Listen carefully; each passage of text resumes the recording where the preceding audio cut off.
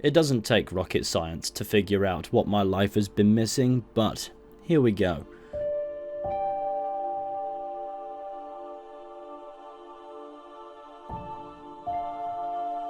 Home is where you're meant to feel comfortable, relaxed, at peace, but it can be incredibly difficult to do any of those things when it feels like something is missing.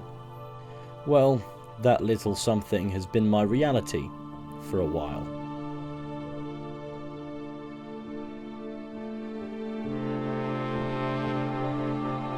In February of 2015, we adopted an 8-week-old puppy named Dennis. And he filled a hole in the household that we didn't even realise existed. An incredible dog with a well-defined character from jump. In fact, 2 days after he arrived, he was already out committing arson. As time flew by and Dennis grew into a dog, our bond with him solidified. He wasn't the sharpest tool in the shed. In fact, he probably had more in common with the doorknob. And despite his aloof nature, he was the best friend, companion and family member you could possibly ask for. But the thing you can never hope to prepare for is the moment when you have to say goodbye. Aged just over 7 years, Dennis left us on the 14th of January 2022, following a rapid decline in health caused by chronic kidney failure. It's a day we will simply never be able to forget. And suddenly being at home felt different. It felt cold and empty, as if the beating heart of the house had been ripped out, and nothing going on ever felt anywhere near as exciting as it used to be. But regardless, you do have to kind of get on with it. The reality of the world, after all, is that it never stops spinning. There's always something to do and get on with, and a reason to be outside of the house. But at the end of the day, when you come home, and that essential part of your life is now no longer there, I don't think there's a dictionary on earth with enough words in it to explain how deflating that can feel. But again, you've just got to crack on. These days, you could argue Dennis is still a part of my life, even though he's been gone nearly 2 years now. There isn't a single day where I don't think about him at least once. Sometimes I even see him in the corner of my vision, sitting, waiting, getting up to whatever trouble he possibly can, like he used to. But of course he's not there. Other times I hear the unmistakable, lumbering taps of a walking Bernese mountain dog in the other room. But again, it's just my imagination playing tricks on me. Now, I don't believe in ghosts or anything supernatural really. I don't even believe we go anywhere when we die. I believe we live on simply in the memories we imprint and those we leave behind. I'm not saying that's the correct perspective, maybe it's not. But you've got to rationalize these things somehow. After all, failure to do so means you can't properly address your grieving. But surely your memories count for something. Even without looking at these pictures 2 years down the line, I still remember Dennis's remarkable character. Even without looking at videos, I can still remember how he moved, and I can even hear his bark, which for reference sounded a bit like this. It's hard to forget that when he exercised it disapprovingly at anybody who dared to enter his house. There wasn't a bad bone in his body, he was just chatty, stubborn, and mischievous. But I'd take that over bitey and bastarding, wouldn't you? Every single memory I have of Dennis is one that I cherish, even in a strange way that fateful day on the 14th of January 2022, as gut-wrenching as it was. But we can't wallow in self-pity and lament over how life was when Dennis was around, for 2 reasons.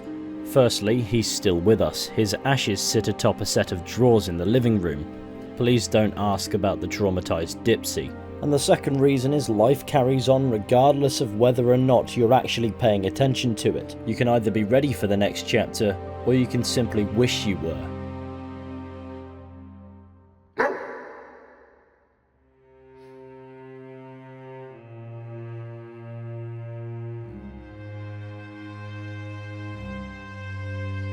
Of course, Dennis could never be replaced. It would simply be impossible. a bar set based on far too many variables, forming a unique compound only he could ever hope to embody. And you wouldn't dare wish for it to be otherwise, as that would simply undermine what Dennis meant to us. But that doesn't mean the comfort and fulfillment he provided for us needs to go amiss forever. Because though at the time of his loss it felt otherwise, it simply doesn't feel that way anymore.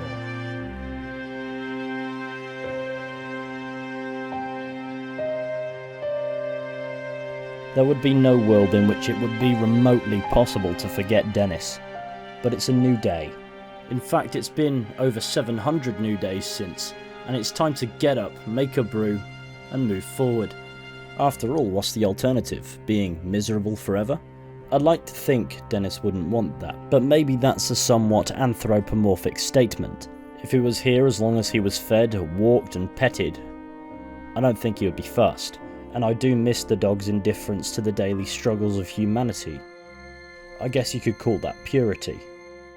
Everything we do as human beings is bogged down in accountability, and that dictates what, how, and when we do anything. A dog can defecate on the pavement and somebody else has to clean it up. A dog doesn't have to get a job to pay rent, a mortgage, or other bills. A dog doesn't have to pay for its own food. A dog doesn't have a concept of death. You'll never hear of one having an existential crisis in a serious context. So provided you treat them right, they embody the purest form of happiness you could possibly imagine. And I don't think you could attribute a price to that. And though that hasn't been present in my life to the degree that I'd become accustomed to, it hasn't been entirely absent since Dennis either. A few times since we dog sat for my old driving instructor, a chocolate lab named Ruby, an old sweet happy dog who is now sadly no longer with us. But whenever she came to stay, she lit up the house, and she helped us come to realise there's still room for a dog here. Then it's always fun to interact with the dogs of people I know, and encountering the companions of strangers is always interesting too. I don't like to approach them randomly, I'm happy to just observe from a safe distance, but if they come and say hello, I won't say no. I'm certainly a dog person, as it turns out. I don't mind cats, I just find them to be a touch less predictable, and the thought of them running off into the night and then never returning is enough to put me off ownership altogether. And I think we as a household have collectively come to the realisation that we definitely do need a pet in our lives. Anyone fancy hazarding a guess at what the obvious choice is?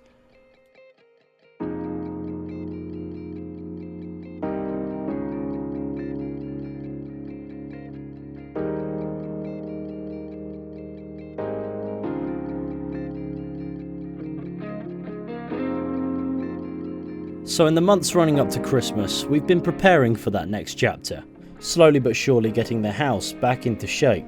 You know, just doing the bits that wouldn't realistically be possible with a dog around. You know, for example, painting these stairs. You don't want a dog to lick paint, do you?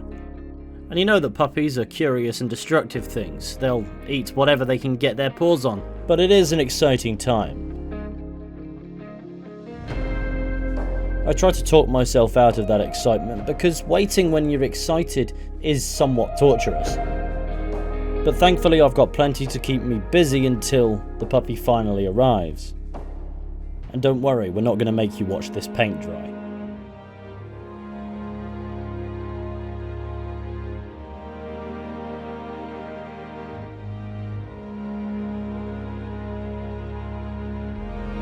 As for me, I still think about Dennis often, and fondly reminisce over the good times that we had together. And I don't think he'd mind us moving into this new chapter, because the time is right, and we are definitely ready for it.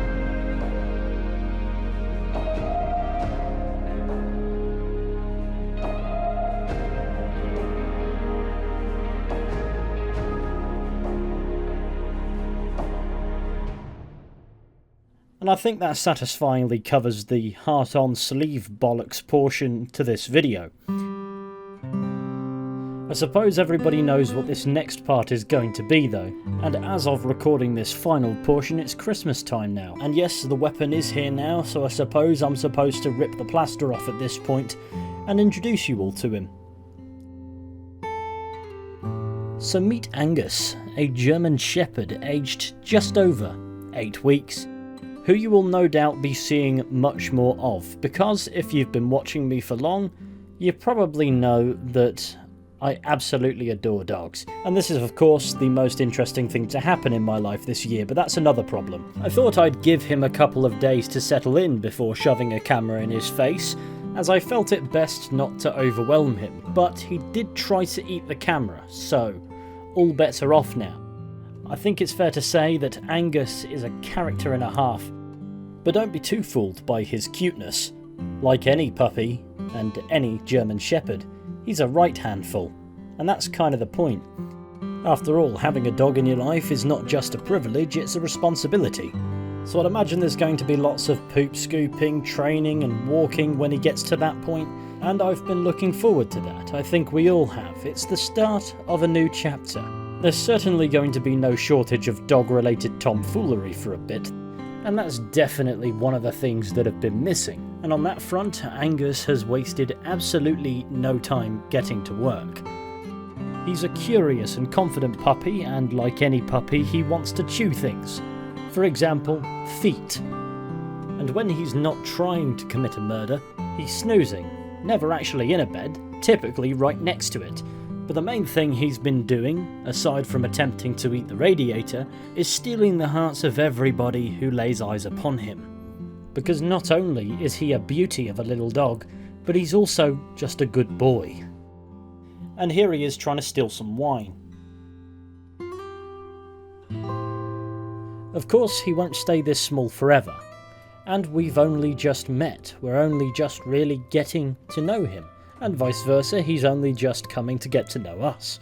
So I'm anticipating that we'll be learning some new things every day with this absolute creature, for some time to come just yet. And I'm sure at some point I'll come up with a stupid nickname to give him, because I just can't help myself. So in that sense, every day's going to be a little adventure. And I honestly can't wait. I'll also have to brush up on my rusty amateur dog photography skills, I suppose, because I'm out of shape more so than I thought I was.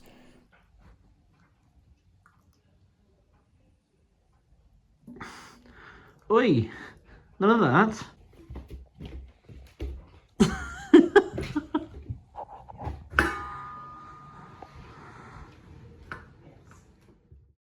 And that brings this video to an end. Thank you all for watching, Merry Christmas, and if you don't celebrate Christmas, then I hope you're well and in good company.